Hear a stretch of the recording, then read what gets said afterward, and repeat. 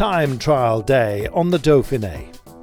Well, stage 4, a modest affair in terms of altitude gain, just 97 metres of climbing on this day, spread out over the full length of a 32-kilometre course. The only rise really coming just to the second intermediate checkpoint, and that mark was at 21 kilometres. With a westerly wind, a threat of some rain, but it seems the weather was blessing us on this day. And Pipo Garner, who said he'd been worried about the possibility of a damp course, was very glad it stayed dry for his run. Luke Durbridge had set the best benchmark out there, and then Garner came through and just smashed it to pieces. 53 seconds to the good for the world champion. It was other stripes that were out there, and Ethan Hayter, the British time trialling champion, looked very, very good indeed. Smooth he was, and when we were looking at the intermediates, he was pushing very close. In fact, Hayter always runs a negative split. He was 30 seconds down on Garner at the first split, was better at the second, and in the end looked extraordinarily good for second place at that point, 17 seconds in arrears. Bodes very well for Hayter going into stages 5 and 6 over the next couple of days. Jonas Vingegaard, solid run from him, and we were starting to look at those who would be bidding for the title overall when we get to the Alps. And Theo Geoghegan-Hart into 5th place with 90-second deficit. But deficits there were, and in more ways than one, I think, for Brandon McNulty. A technical for him, a jammed chain couldn't be released. He thought it would be a quick affair to free it up. It certainly wasn't. Ultimately a bike change, but after so much lost time, it was shoulders down, I'm afraid, for Brandon McNulty. A real shame for him. We'll see how he goes in the high mountains. Damiano Caruso will also have hopes once we get to the Alps at the weekend. Great performance by him.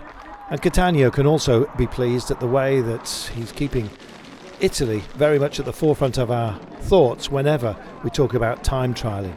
Another solid performance by this man, a friend of Garner, only 39 seconds down on him, and at that point a virtual podium place. Roglic was out on course and just wanted a solid time apart from anything else. Don't really think he believed he could beat Garner out there, and when the intermediate time checks were coming through, we knew that that would be the case. Garner had the bettering of Roglic, but what about the high mountains, of course, when Roglic compares himself to the other GC contenders?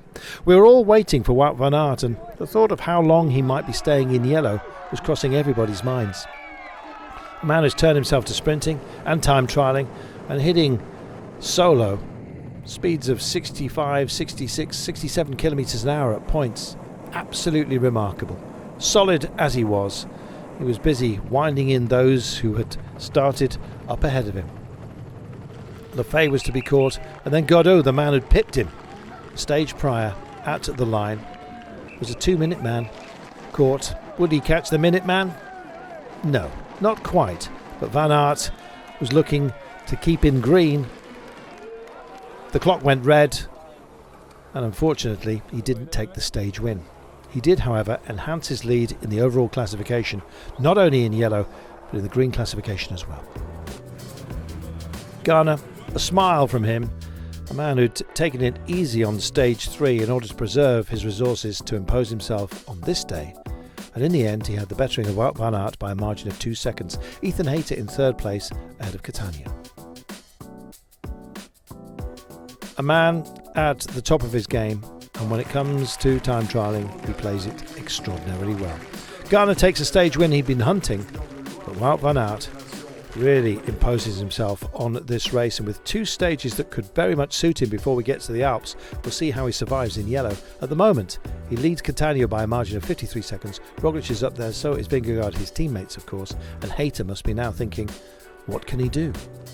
We'll find out tomorrow, with the first chance to nibble into the lead of Van Aert. Thursday sees a run to Chantrey, 162 kilometres, plenty of climbs to tempt a breakaway. Pierre Rolland will certainly be up the road.